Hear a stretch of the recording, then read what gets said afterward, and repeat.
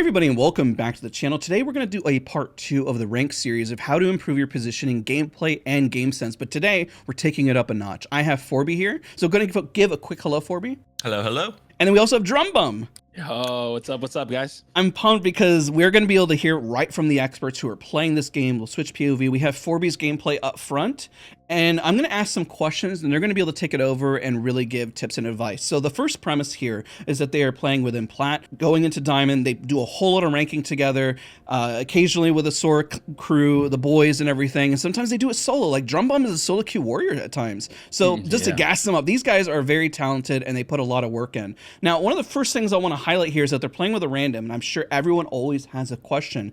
With your game sense of positioning, this is for both of you guys, how in the world do you deal with a random when you're playing in ranked? Fortunately, we had, like, this teammate wasn't a random. It was the first time I played with him personally, but we had him in a Discord call. We were able to, calm to him effectively without having to go through game chat or anything like that. Yeah, thankfully, like, the circumstance was we didn't have to play with a random, but it still was like a little uncomfortable because it's the first time that us three specifically have played together. I've played with our third, Vika, quite a bit, but Forby's never played with him before, so that kind of presents its own level of challenges when you kind of don't know someone's play style or how comfortable they are, playing the way that maybe me and Forby have played together before, 100%. So my next question is, when you're playing with a brand new squad, what are the best tips that you can provide to even casual players? Because sometimes it just doesn't go very well, right?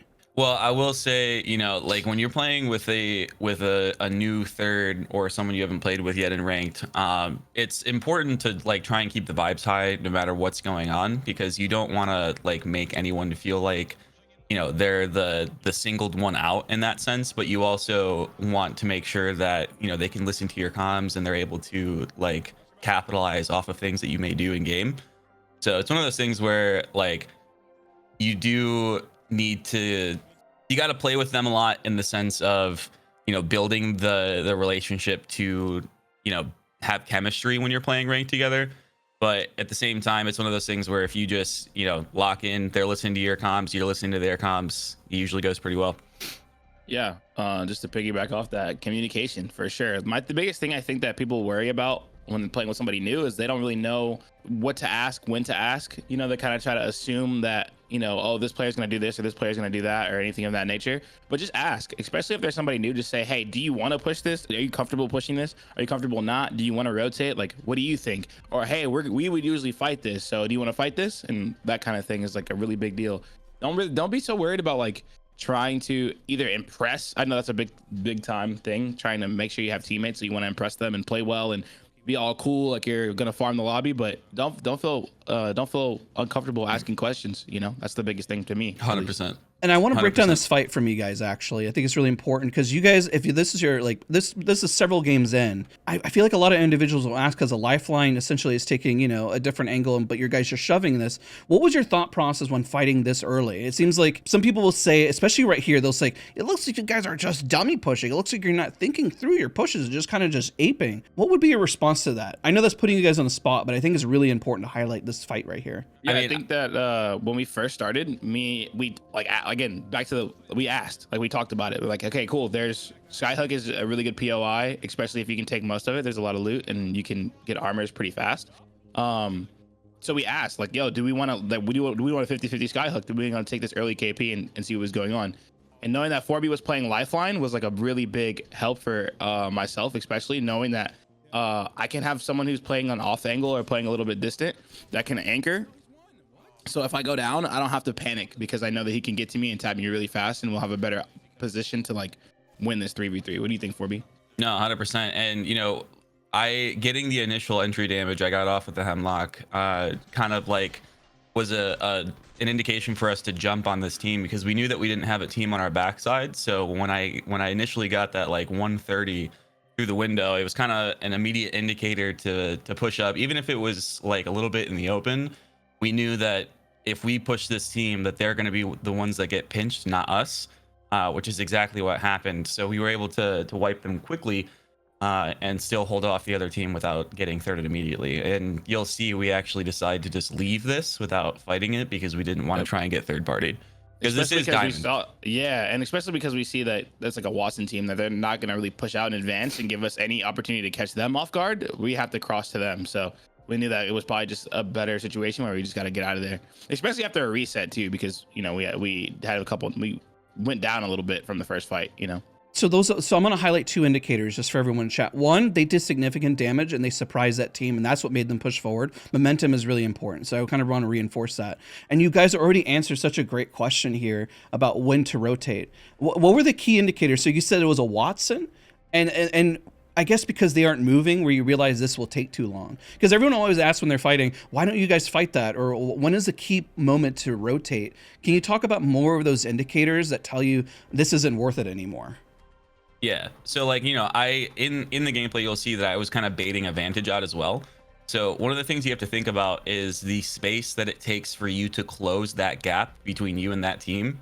And when you have a Watson that's sitting in a building that can take a lot of different off angles to actually get shots on you just running up to them, that was one of those things where we didn't have enough heals or enough space to try and push that without like pretty much dying for it. So we decided to rotate out. We had the vault key. We knew we could get some loot by going through the cave. So we decided, it's better to not try and go for this KP and push a vantage that's going to just rip right through our shields. We may as well just rotate, get a better position in zone. And Drumbum, Yeah. what would be your response to that as well? Yeah, 100%. I agree with 4B. Absolutely. I think it was like a conscious decision looking at like everything we had going on, right? One big thing in ranked that I think is really important watching what we're watching right now with 4B, especially playing Lifeline, is this care package. This care package is a really, really, really big deal. So getting 4B to purple as fast as possible so he can drop his care package. And we have an Evo cache and a gold res there. There's still 14. If you look up, there's still 14 squads up. So we're like entering like the mid game time of the game. So we had that fight at the very beginning, and we knew that, okay, cool, we had a reset off of that, and there was another team there that was playing Vantage Watson, so they had the ability to catch us off guard and then rotate, exactly what 4B is saying, if we're pushing towards them, if we're rotating towards them. So we knew we had the Vault Key, which presents us with the ability to get even more Evo. I think honestly, like, for people, anybody watching this that's really trying to improve and gain RP and really like rank up, it's prioing getting good armors early in the game. We know Evo caches have really changed a lot of the way that we play the game. It makes a big difference. A lot of people will go into Endgame because they're not really playing for Evos with blue shields. And the faster that you can get a purple or even a red on your team, especially if you're playing like Lifeline like we are, and we went to the Vault and scan Beacon and do all these things to up our Evos, is going to give us a better chance to survive later on in the game and hopefully dominate. This is a great moment 100%. in the footage already, looking that you guys are prioritizing those evos, and that kind of impacts your rotation, right? Would you say 100%. that ranked is based more on, because people would just in the past would rotate towards a god spot and hold? Would you say it's more important to keep on the move in the current meta, or is it important to value like god spots? I mean, positioning is always king, no matter what. But what would be your response to helping somebody maintain momentum, or how they should value it? I would say that being on the move is important right now. However, we were making calculated decisions based off of zone and ring consoles and like where people were. So like we scanned the console at grandma's house and we decided, okay, we're gonna go to fragment to try and take this fight, because we rotated specifically to try and get into zone, but also to take a fight that isn't gonna get thirded immediately. So when we took this fight, we knew going into it like how isolated it was or wasn't, which is a really good way to try and take your ranked fights, because one of the biggest things about ranked is taking a fight and instantly getting third partied for it. And it's something that I feel like everyone complains about, but there is a way to try and help mitigate it. And scanning those ring consoles is probably the best way I could say to do that. But adding Evo harvesters into that as well, your rotation should have Evo harvesters in it if you're trying to get better armor too. I was just going to say, especially because we fought off drop, it kind of makes a big difference in how we can play the rest of the game. Starting the game off with KP like right away, 3 KP from a wipe is always really nice, because you don't feel like super pressured to going into endgame, mid to endgame with no points on the board. So because we 50-50, we could kind of decide whether or not we wanted to take certain fights. And like 4B was talking about, every time that we scan Beacon, that's the main reason I was playing Bloodhound was to scan beacons, honestly, more than anything. So we scan, if you notice here, we're scanning again. So we're deciding like, okay, cool. Like, is this an opportunity for us to take a clean fight? And if we can wipe it fast enough, knowing that we're playing with 3 mechanically gifted players that we can wipe teams pretty efficiently, especially like with Lifeline. I think it's a really big deal that if one of us go down, we have Lifeline. And 4B doing so much damage on that character is such a helpful situation to put us in. So like like the rotation that we took was very heavily influenced by the fact that we won a fight as soon as we landed in the game. What would be your response to players? Because this is what happens with certain casuals, and you guys can correct me if I'm wrong. Where certain individuals will win a fight off drop and be like, "Don't ever fight again, guys. Don't fight. Guys? What are you doing? Don't play dumb." What would be your response to that? Because you guys are, I feel like people who watch this type of gameplay get mad because they get the response of saying, well, this doesn't seem very smart. But you guys are having I'll reinforce some of those things. You have information, you know that your resources are positive. What would be other indicators that will help a casual player get to that next level on building that momentum? So I'm going to say the thing that I feel like I struggled with the most with that was like, you need to understand what the difference between a like stupid confident pushes and what a smart push is. So and the opposite of it too, right? So like a lack of confidence or a smart play, so it's one of those things where like you have to figure out where your skill level is and how you feel like you can push this fight, and if you can decide as a player like if this is a push that's going to be good for you. Now the difference is that like there's the opportunity or the look of being scared and not taking those fights, and some of those situations may be like that if you simply just don't have the confidence to push that, but there are other times where it's just not a smart play to push that, and I think figuring out how to separate and make those decisions individually is a really important thing as a ranked player. Yeah, I agree 1,000,000%. I think that a lot of it kind of comes down to experience as well. Like 100%. when you start to get to a point like this lobby that we're in, 4B doesn't at this time. 4B wasn't playing as much ranked as myself. So I was Diamond 4 or Diamond 3. So this is a pred lobby. There's top 100 preds in this lobby that we're playing in. You kind of, when you're in those situations when you've fought like the combination of maybe not as good of 3 stacks and then very talented 3 stacks, you kind of know the ebb and flows of a fight pretty early on when you have a lot of experience. And that experience can kind of come from as well, like for the people trying to learn, not just from playing yourself, but watching people play. I know watching rank grinders, watching streamers, watching people on Sword that play this game at such a high level can really like allow you to take what their experiences, the decisions that they're making, and kind of apply them to yourself as well. Obviously, like we have a lot of confidence. I think myself and 4B playing together, I immediately have a lot of confidence in our fighting ability because we do it a lot and we have 100%. A lot of experience together. And in general, putting together, I think together we probably have almost 20,000 hours in this game if you put both of our times together, which is a lot of time in the game.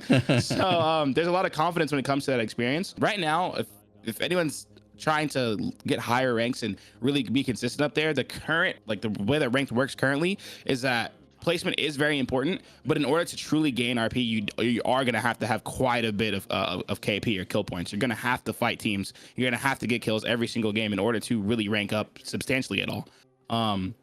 So I think having a lot of confidence and really working on having more experience is the best, experience is the best teacher. So for sure. Makes a whole lot of 100%. sense. I do have a question that some people are going to ask. When do you decide towards endgame? And I'll just pause it here because you have a pretty strong spot. At what zone do you actually decide, okay, positioning and game sense wise, the lobby is kind of already thinning out. There's too many squads alive. When do you decide to hold and when do you decide to push? But also, if you guys don't mind covering, why did you guys decide to drop on this team? Yeah, so, we had a Bangalore and we knew that this team was here when we rotated up. And when we were rotating up, we kind of knew where every team was in the general vicinity of us. We knew that a lot of the teams weren't in the next zone yet. So we kind of took this as an opportunity to say, hey, we can scan, we can see that they're in 3 different corners of this like tunnel area. And we took it upon ourselves to smoke the middle immediately down the tunnel so that they can't see us like once we land on the ground, and then to pretty much just jump one person at a time, which is exactly what we did. It worked out great. The Loba got away, but we were able to get 2 knocks here. And I didn't do a whole lot personally in this fight, but we were able to get the knocks that we needed to try and push this team out of this area.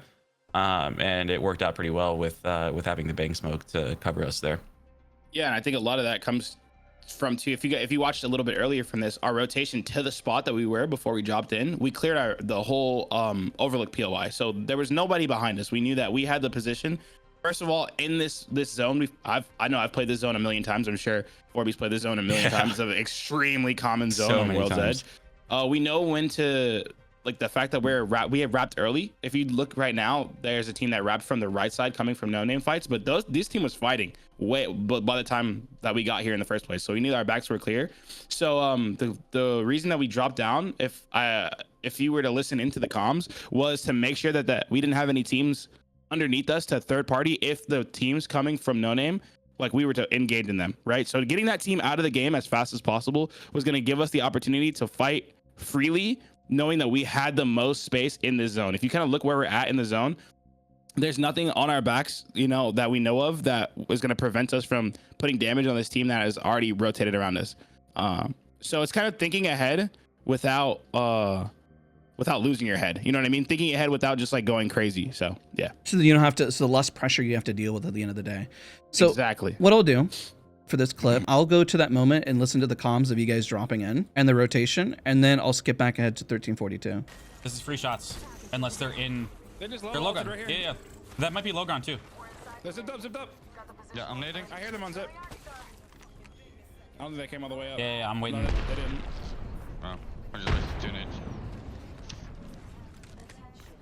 Crafting a bit. Yeah, there they are. They're very much in the open, that's not a problem. Crafting I'm ammo. gonna play it off here. Good.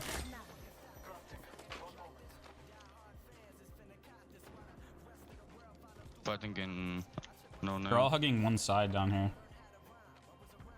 So right now everyone's clearing. You can see where Vika is pretty far away. He's clearing our whole left side right now, so we know that there's no teams hugging us. I'm about to have bang ulti. Not bang ulti, blood ulti. If you want to like ulti smokes, slam, type B. Yeah, we might be able to do that. Oh, bottom of us? They're all holding 3 different angles though. Yeah. We can just all drop down and swing one. And swings to kill him. Yeah, if you wanted to play off your smokes, I have ulti. Yeah, I will as well. Double smoking it. Go left, go left. Left, yep. Right here.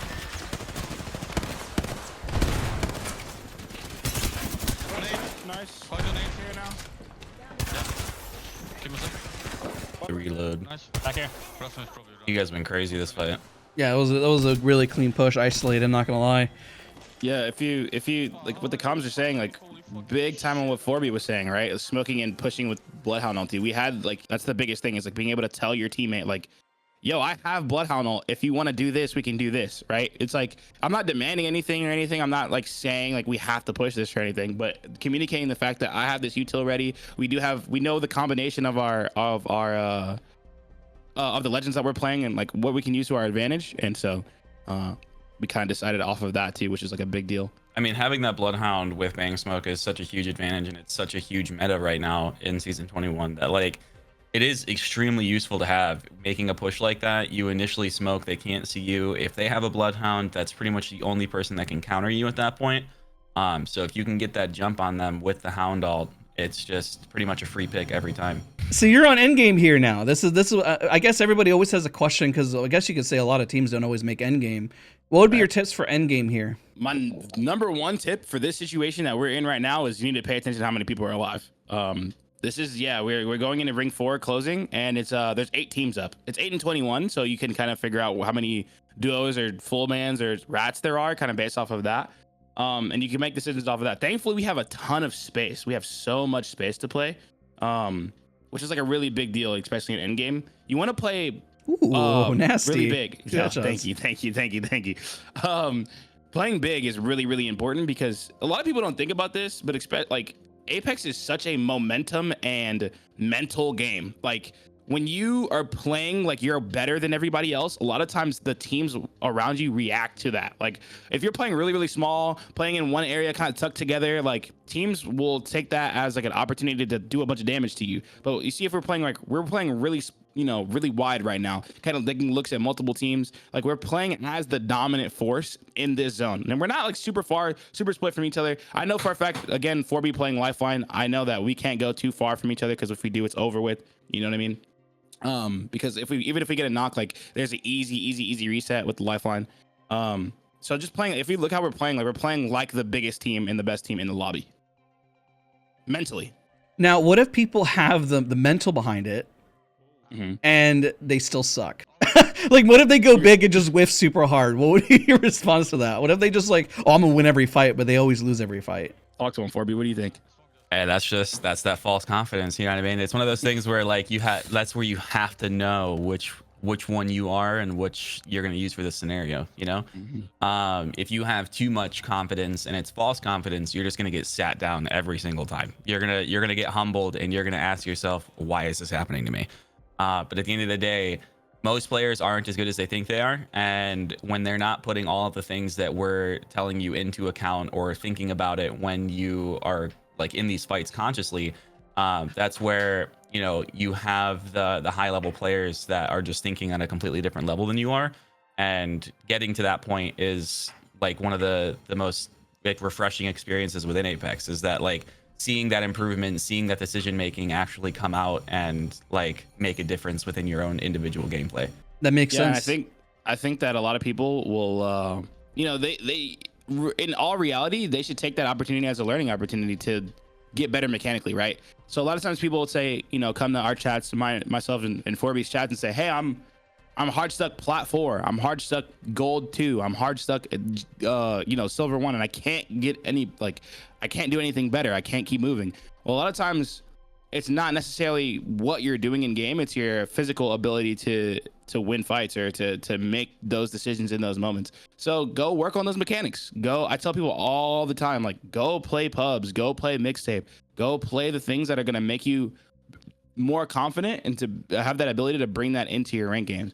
100%. And on top of that, if you do have the ability to play in a 3-stack in ranked, like as we are, as you see in this video, I say this all the time, but 3 not so good players are way better than, like, playing together. 3 bad players playing in synergy is way better than 1 good player by himself. So 3 bad players can still wipe out teams very easily if they're communicating well, if they're playing together, if they're playing off of the strengths that they do have, be it the legend meta that they're playing, the comp that they're playing, or stuff like that. So I think that's really, really, really important. Is like one part that, one thing that people decisions that they may make is not playing well with their team, especially if they're not that mechanically sound yet.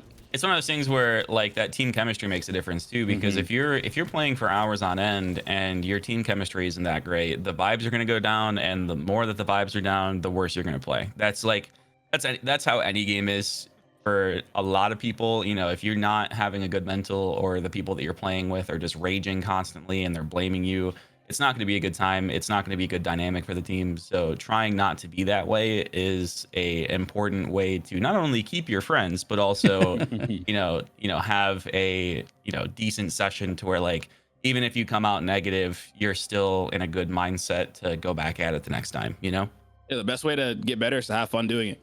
100%. For sure. Facts. Thank you guys so much, seriously, for all the tips and just taking a little bit of time out of your day just to make this video. I hope everyone does find it helpful and improves their positioning. Remember, these individuals, like they said, have over 20,000 hours played, and it's important to keep yourself humbled, but also have fun while you're doing it. The knowledge that Drumbum and 4B have just dropped is just phenomenal, and they are both amazing players. You got to go check out their Twitch channels, go check out their YouTube channels, and even their TikToks. So please definitely support them. They're going to become some of the biggest names in the scene, even larger than they are, because they're already well known, but they're going to become even larger. So be a part of that early grind with them and support them best you can. So Drumbum, 4B, thank you again so much for of course, for being out here today. Thank you. Yes, and subscribe to the Sword channel. What are we doing? Yeah. There you go. Yeah. What are we doing? Leave a comment down below. We'll see you guys all in the next one. See you guys. Later.